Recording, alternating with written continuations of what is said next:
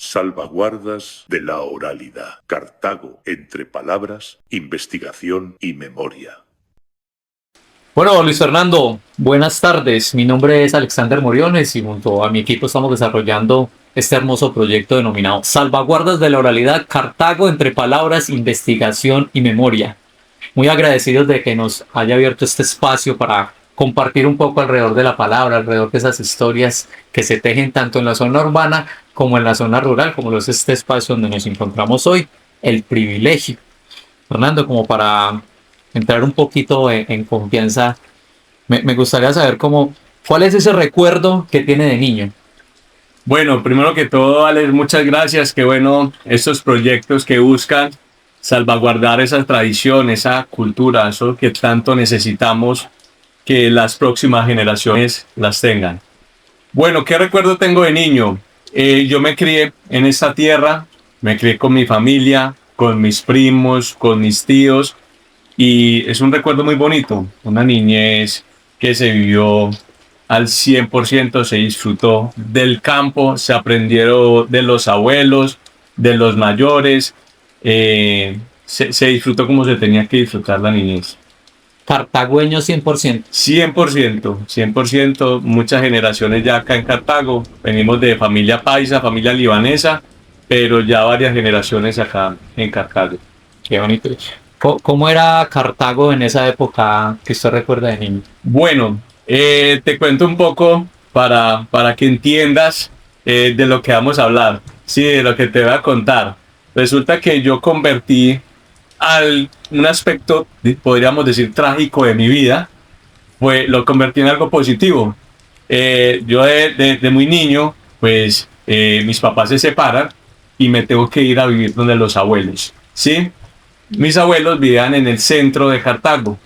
En esa época, pues la comunicación no era muy buena, había muy pocos teléfonos, más nosotros teníamos un teléfono de la cuadra y todo el que pasaba por Cartago, pues paraba a saludar porque era la casa más central. Todo el que iba al centro, pues en esa época me imagino que el tema de transporte también era un poco complicado, ¿sí? Entonces pasaban por allá. Entonces yo estaba actualizado de lo que pasaba en Colombia y en el mundo. ¿Por qué? Porque era el centro. Entonces convertí eso, viví mucho tiempo con mis abuelos en el centro y pude, digamos, como aprender de esa oralidad. Todo el mundo pasaba. ¿Y cómo era Cartago? Yo me acuerdo, Cartago, pues era muy rural, muy rural. Yo me acuerdo de ver muchos animales dentro de la ciudad, ¿sí? Me acuerdo que era muy rural. Y hoy sigue siendo muy rural a comparación de otras ciudades, creo yo. Digamos como que conservamos todavía esas raíces todavía con amor a la tierra, al campo. Pero qué particular eso de que tuvimos un teléfono comunitario.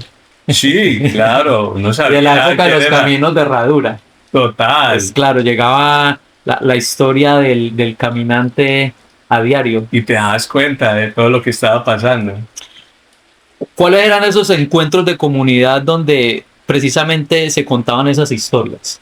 Bueno, como te digo, al vivir en el centro, yo creo que uno, todo el que pasa y hacer Cartago, digamos, como una ciudad intermedia entre las ciudades y una ciudad de paso, estábamos muy bien posicionados geográficamente. Entonces era obligatorio pasar por la casa de los abuelos a saludar. Entonces ahí se encontraban estos conversatorios y se actualizaban las historias, lo que estaban haciendo, ¿sí?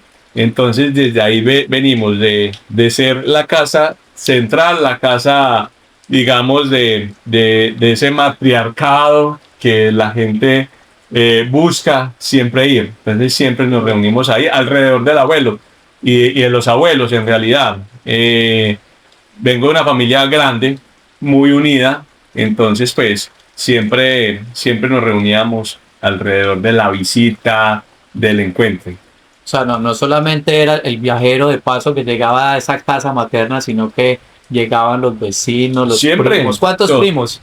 No, primos, de mi edad, porque pues somos más, estamos como por 28 primos que nos criamos, sí. Entonces, las vacaciones, al ser pues la Cartago donde estaba la finca, yo creo que a todos los de nuestra generación nos pasaba que apenas llegaban las vacaciones, ahí mismo llegaban todos y al otro día usted ya estaba en la finca a pasar todas las vacaciones. Bueno, ya tenemos como ese primer encuentro con esas historias, ese primer encuentro de primera mano con los abuelos, pero ¿desde cuándo Luis Fernando empieza como a contar esas historias? Bueno, las historias que contamos acá, empezamos con el tema del turismo. Soy apasionado del turismo y encontré en el turismo esa oportunidad de darle aprovechamiento al recurso y al patrimonio intangible, esas historias vivas del territorio, esa tradición, esa cultura.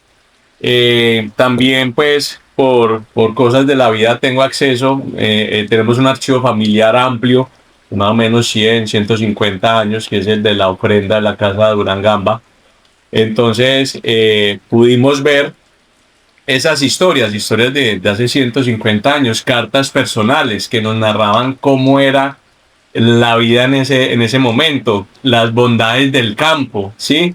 Cómo los que necesitaban aliviarse o necesitaban mejorar su vida se iban hacia el campo.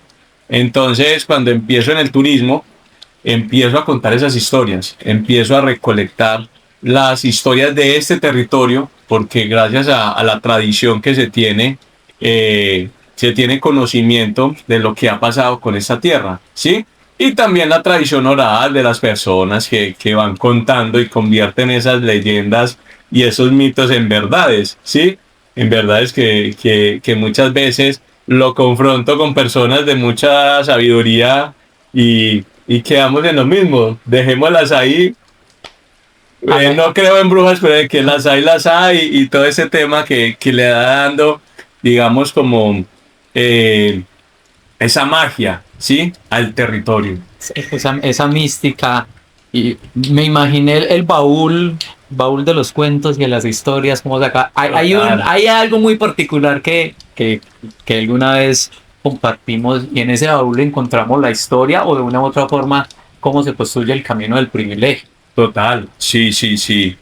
Mira que la construcción del camino del privilegio fue algo que me apasionó siempre, porque me di cuenta que hace 170 años, en 1855 que se construyó, teníamos los mismos problemas, teníamos los mismos problemas que tenemos hoy. Antes era más complicado porque la comunicación era un poco, pues, más compleja, más limitada, ¿sí? Y ahora pues con todas las bondades que tenemos, y en esa época, ¿por qué sí lo hacían? Y ahora que tenemos todos los medios, los recursos, es más complicado. Entonces empecé a ver, a ver, digamos, como esa parte personal de Félix de la Bahía, que fue el gran empresario privilegiado que construyó el camino, ¿sí?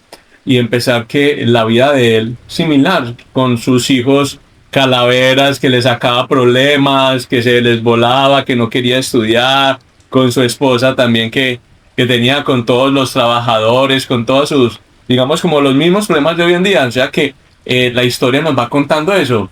La historia se repite, sí. Esa es cíclica, ¿sí? Esos ciclos de la historia. Entonces, cuando vos vas conociendo qué pasó, cómo lo hicieron, vas sabiendo que el ciclo te va a llegar y tienes que estar preparado para cuando te llegue saber qué hacer con esa información. Pues podríamos decir que la historia y esos momentos que se repiten, si no estamos preparados, nos pueden coger fuera de base. Total, total. O también precisamente esa historia nos prepara para ello. Así es, así es. Y así pasa en nuestra familia. Tú puedes ver que cómo se van repitiendo esos ciclos, cómo se van repitiendo y cómo siguen. Entonces sí, la historia habla sola. Hay que conocer la historia. Fernando, ¿te preparas de una forma específica para contar una historia? ¿Usted tiene un ritual o cuando llegan esas personas, usted ya tiene el público identificado y dice, uy, para estas personas voy a preparar tal historia, o es natural? No, siempre hay una preparación. Yo creo que hay una preparación cuando salimos al show. Yo siempre, y me transformo. Cuando salgo al frente con los turistas, ¿sí? Trato de transformarme para poder transmitir esa pasión que es lo que me motiva, ¿sí? Entonces, sí, digamos que fuera de que conocemos, digamos, como los perfiles del turista, ¿sí? Nos toca estudiarlos porque pues cada turista tiene una forma particular de disfrutar la experiencia y nos tenemos que adaptar a esa forma del turista, ¿sí? Pero fuera de que tenemos el conocimiento de los perfiles, también nos preparamos y sobre todo que tratamos de tener la fuerza del territorio más que todo, ¿sí? Siempre nos invocamos a ese territorio porque creemos que la fuerza viene de la tierra. Estoy 100%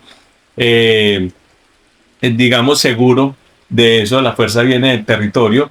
Entonces siempre digamos que lo invocamos a él para que la experiencia sea vivida. Y es verdad, la naturaleza, y cuando lo hacemos, la naturaleza responde. Entonces, muchas veces nos ha pasado, y muchísimas veces, como les pasó a ustedes ahora, que vemos que va a llover y llegamos al sitio donde podemos escampar y sale el agua, el territorio nos quiere, ¿sí? Nos benefició el territorio, no. Entonces, digamos que esa mística que se va contando hace parte de la conexión que se tiene con la naturaleza y lo que buscamos que el turista conecte con la naturaleza.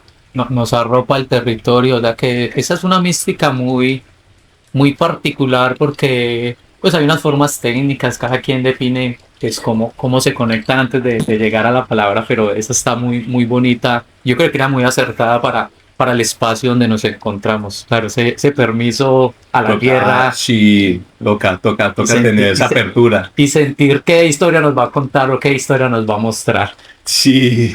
En esa transformación que dices que yo me transformo para el show, palabras suyas, hay una palabra, una frase, una forma muy característica que tenga para narrar la historia. Pues yo voy a caballo, ¿sí? Cuando yo estoy contando mis historias las cuento a caballo. Entonces lo que hacemos es una interpretación del territorio. Lo que el mismo territorio va contando, nosotros lo traducimos, ¿sí? En palabras. Entonces siempre dejamos apertura y que el territorio vaya hablando para nosotros ir pasando esa información. Entonces pues siempre me dejo y siempre me sigue sorprendiendo. Por más que lo conozca, que sepa siempre, la naturaleza te sorprende. Sí, es algo que te sigue sorprendiendo. Te cuenta algo nuevo. Total, entonces lo que sí trato es de tener esa apertura para sentir y poder traducir y darle interpretación a lo que el territorio está contando. En ese sentir que acabas de decir, ¿qué se siente a nivel personal cuando estás contando una historia y otra persona está prestando atención? La siente, cuando otra persona está sintiendo. Pues hombre, ahí es donde nos damos cuenta de lo que es la tierra, de lo que somos nosotros y cómo estamos conectados entre todo, entre ese sentir que muchas veces en la ciudad y en el día a día se nos olvida, ¿sí? Digamos que estamos entretenidos en otras cosas y se nos olvida la conexión que tenemos con esa naturaleza. Entonces, cuando otra persona, digamos que está viviendo o sintiendo esa historia, lo que, digamos que yo siento es esa conexión, me siento conectado. Crea el vínculo. Sí, de ser ese puente entre la naturaleza y la persona que viene a disfrutarlo. Qué bonito. ¿Cuáles son algunas de las historias que a Luis Fernando en particular más le gusta contar? O que también las personas que lo ponen en Fernando, contame la historia de tus primos cuando pasaron por los espinos. Eso sí, no, historias de acá. Digamos que empezamos las historias de mis tíos, porque empiezan mis tíos, el tío que construyó esta casa y que fue el administrador de de esta tierra, ¿sí? Fue un gran líder, fue una figura paterna para todos los primos y era muy fantasioso, le gustaba mucho, ¿sí? Pero entonces, claro, cuando nosotros crecimos, dijimos, eso es fantasía, pero después, digamos, nos encontrábamos con otras personas y decían, no, eso sí fue verdad, eso pasó de verdad. Entonces tenemos muchos cuentos, que la cueva del indio, fuera de eso, mi tío también le gustaban las huacas, entonces nos contaba que se encontraba, se encontró muñecos y todo eso, me acuerdo. También le gustaba el circo, entonces también toda esa magia del circo también la traía acá. Fue un artista. Total, entonces lo que yo te decía, acá podías encontrar un león y tenerlo acá, y entonces tenías esa historia, no, es que él tuvo un león, y entonces me decía, es verdad, es mentira, después te das cuenta. Después otros tíos que se venían a acampar acá y que la bruja se le metía una chica, entonces que pasaban y por donde había espinos ella decía que no, que por ahí no pasaba, que ella estaba haciendo ruidos raros y que la trajeron a la casa y entró a la alacena a comerse la sal. Entonces pues también uno dice, uno crece, dice, no, eso fue un cuento que contaron, pero después viene mi primo y me dice, ah no, sí, a mí me tocó estar ese día y me tocó verla, entonces me dice, pucha, hay muchas historias también, está la casa del susto, tuvimos una persona, y esa historia una vez me preparé mucho, me acuerdo un profesor de filosofía vino a hacer un paseo a caballo de Bogotá, entonces me preparé en temas de mitología, que eran los mitos y todo eso, entonces yo siendo muy técnico pues como para estar al nivel, y y fui y conté la historia del duende, ¿sí? Que había un duende en la casa y que el niño lo encontró y vino el abuelo y le hizo un rezo y el duende se enojó. Y yo contando, y es parte de la mitología y es parte de esa tradición oral. Y llega el profesor y me dice, no, no, no, no, no, señor. Hágame el favor y no me dañe el cuento. Eso pues es verdad. Entonces, no, venga, un profesor de filosofía me va a venir a decir que es verdad. Entonces, bueno, muchos cuentos. El tema de Tatayamba es una historia muy romántica, a la gente le gusta mucho. Y pues nosotros estamos acá en la desembocadura del río La Vieja. Entonces, cuando vemos la historia y cuando vemos esos libros que cuentan que los españoles venían por el río Cauca, de Santa Marta en esa época, y se encuentran un río gris. Y ahí encuentran esta señora, pues, que ya todos sabemos que era la abuela, la tata del cacique Yamba. Entonces empiezas a hacer investigaciones y claro, esta era la frontera de los Quimbayas y era quien cuidaba las fronteras, pues la parte militar. Yamba era ese cacique militar, entonces empieza toda esa mística y empiezas a hablar y los Quimbayas pues dentro de su mitología y todo lo que hicieron pues es fantástico. Entonces les gusta. El tema Quimbaya apasiona muchísimo a los turistas que vienen a este territorio. Más era, claro, era el custodio. Claro, de era este territorio aquí el donde- cacique militar, ¿sí? Entonces, y acá estamos en la frontera, entonces empiezas a unir toda la historia y a la gente le gusta esa, digamos, como esos mitos, esas leyendas que se van creando, que después rayan en la realidad y el misticismo y su proceso le van poniendo, le van quitando, pero pues es parte del territorio, son historias vivas que le dan vida al territorio también. Son historias vivas que le dan vida al territorio. Total, sí, sí. Qué acertada esa frase, Luis Fernando. ¿De quién aprendió los cuentos que narra? Bueno, me decías que el abuelo contaba, tu tío tenía una gran Sí, imaginación. no, la Eso- familia, muchos. Mira, cuando uno, digamos que en su primera infancia no tiene padre, busca esas figuras paternas, masculinas, ¿sí? Y te vas pegando a eso. Y claro, las dos personas que estuvieron ahí muy presentes fueron mi tío, ¿sí? Y el abuelo. Y eran esas historias de ellos que contaban y en esa época pues sentarse alrededor del sofá a escuchar la historia, a lo mejor que vos podías tener, historias de sus antepasados, de sus abuelos, de lo que pasaba acá en la finca, de cuando el trabajador llegaba acá y decía, no, es que me embolaté porque el duende me embolató, le decía a los Y vecinos. la mujer lo miraba rayado. Eso, yo decía, este sí, hoy ya uno no puede decir eso, vaya uno diga a la mujer que el duende lo embolató, a ver dónde va a parar.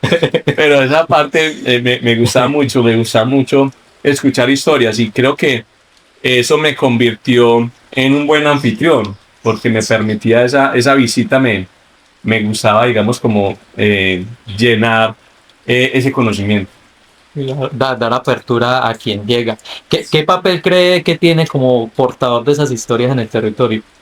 Hermano, seguirle dando vida al territorio. Yo creo que se necesitan, las nuevas generaciones necesitan conocer esa tradición oral. Sí, eso no se puede perder porque hace parte de nuestra cultura. Entonces, lo que busco es primero dar a conocer el territorio, el destino, que despertar el sentido de pertenencia. Me pasa mucho eso. Cuando vienen muchos colombianos en el extranjero, cartagüeños que viven por fuera con sus parejas, con sus esposas, esposos, con sus hijos, y yo cuento esas historias, se despierta el sentido de pertenencia, ¿sí?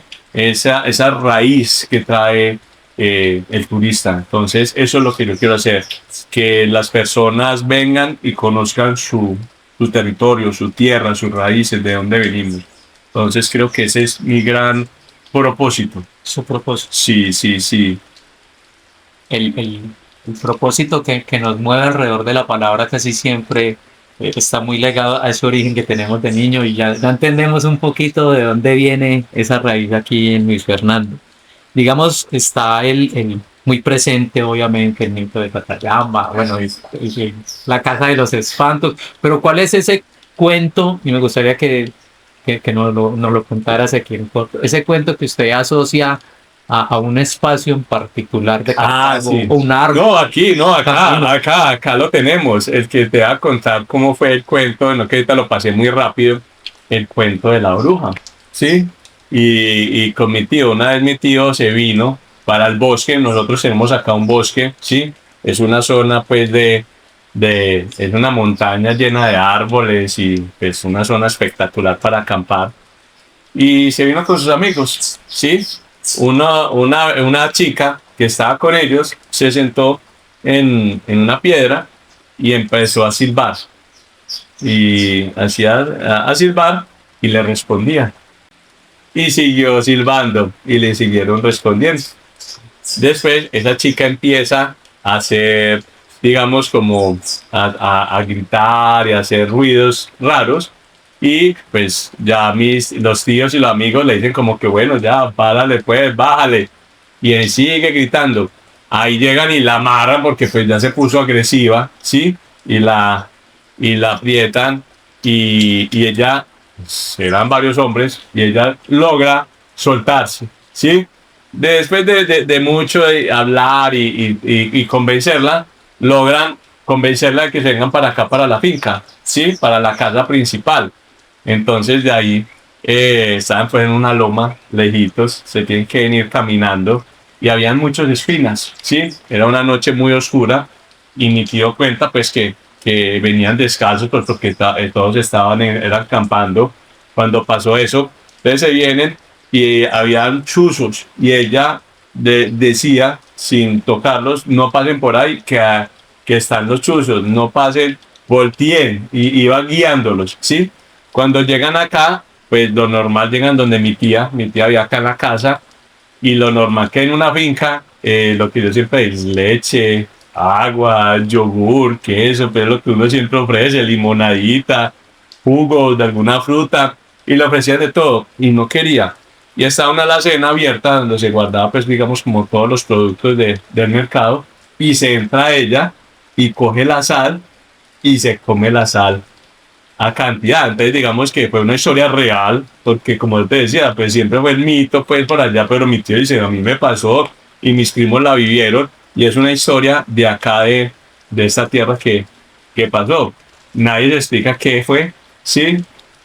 Y muchas, mi tío también tenía muchas, se encontraba con personas y después miraba atrás y decía que era calavera. Había muchas historias. La persona que aparecía en el árbol de los ovos que nos decían, ¿sí? Es Árbol de los ovos, ovos. ovos, sí, es un árbol y ahí siempre decían que siempre hay una persona. Entonces digamos que podían ser sucesos normales, pero pues se iban repitiendo y digamos que esa oralidad pues se iba regando y ya lo tomaban como sí, lo que es. Entonces esa fantasía fue lo que nos quedó.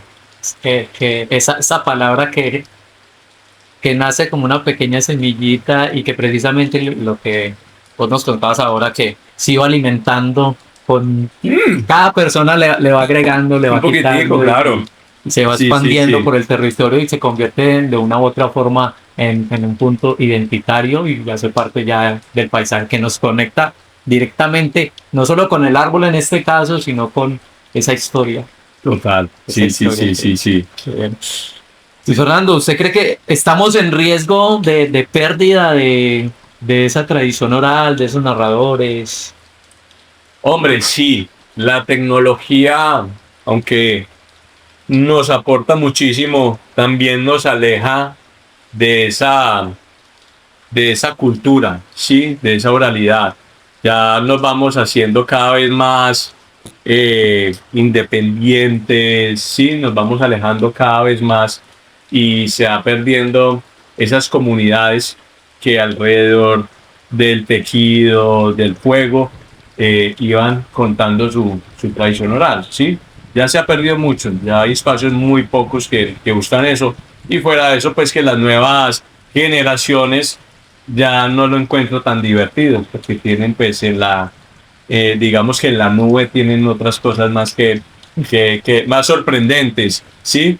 Pero estos espacios y lo que vienes haciendo tú con el colectivo, con las personas que siguen comprometidas con esa tradición oral, pues ayuda a que no se pierda, pero sí creo que estamos en peligro. Hay muy pocas personas que se están esmerando por hacerlo y hacerlo de una forma interesante, que traiga a las nuevas generaciones, que es lo que tenemos que buscar para que trascienda esta información. Que no sea el bombardeo de la imagen, sino el sentir de la escucha. Total, sí, sí, sí, porque ahorita estamos luchando contra, digamos, contra esa frustración de no tener el proceso, de quererlo ya. La inmediatez. Sí, la inmediatez, la imagen que me sorprende, el video de 30 segundos que tiene mi atención y ya lo pasé porque digamos que estamos transformando la forma de comunicarnos. Entonces, creo que hay que abrir esos espacios y alimentarlos sobre todo. Ya la historia del árbol, la historia del río, ya no nos sorprende. No. Ya nosotros dejábamos, la generación teníamos la duda de ¿será que sí o será que no? Y precisamente llegaban personas a reforzar de que fue verdad, Sí, si tuviera, sí. digamos, esos puntos de fantasía. Pero ahora las nuevas generaciones no te No. tan fácilmente. Pero digamos que todavía no se ha perdido, todavía estamos a tiempo de recuperar porque lo que te digo, la naturaleza conecta, ¿sí? Y lo vivo por experiencia propia cuando traigo a las personas acá y los niños sobre todo se alejan un poco del teléfono y viven esa oralidad, ese cuento, esa historia, esa mística, esa conexión con la tierra. Entonces creo que estamos a tiempo de recuperarla y de continuar esa tradición. De cultivarla. Fernando, ya estamos llegando como al cierre, pero sí me gustaría como que abrieras un poco la palabra hacia las nuevas generaciones. ¿Cuál sería ese mensaje? El mensaje es que el que no conoce su historia está condenado a repetirla, ¿cierto? Entonces hay que escuchar a los abuelos, hay que escuchar a los ancestros, hay que ir a esos libros y sacar toda esa información de lo que ha pasado, ¿sí? Para que no se repita lo malo y aprovechar lo bueno, ¿sí? Creo que esa es lo que yo siempre digo. Tenemos que aprovechar toda esa información que tenemos, esas historias, esos cuentos, ¿sí? Disfrutarlos porque hacen parte de nuestra cultura, ¿sí? Disfrutarlo porque eso nos conecta a nuestra raíz. Eso viene de nuestra raíz. Entonces, eso es lo que yo le diría. Hay que disfrutarlos, conocerlos para saber qué es lo que se viene. Viene con ese mensaje que nos da Luis Fernando, me llega una palabra y es Sankofa, una palabra de origen africano que precisamente significa regresar al origen. Luis Fernando, muchas gracias por abrirnos el espacio nuevamente, por creer en el proyecto de salvaguardas de la oralidad Cartago entre palabras, investigación y memoria. Y próximamente como que nos pondremos nuevamente en contacto para que Seguro compartamos que sí. una gala precisamente alrededor de la palabra y seguir tejiendo esos espacios de comunidad y de identidad cultural. Así será, Alex. Un gusto, ¿saben? Esta es la casa de todas, de la narrativa, de la historia, de ese conocimiento ancestral. Y bueno, el turismo nos permite eso, dar a conocer a los otros ese gran patrimonio inmaterial que tenemos. Muchas gracias por permitirme darlo a conocer. Gracias, doctor.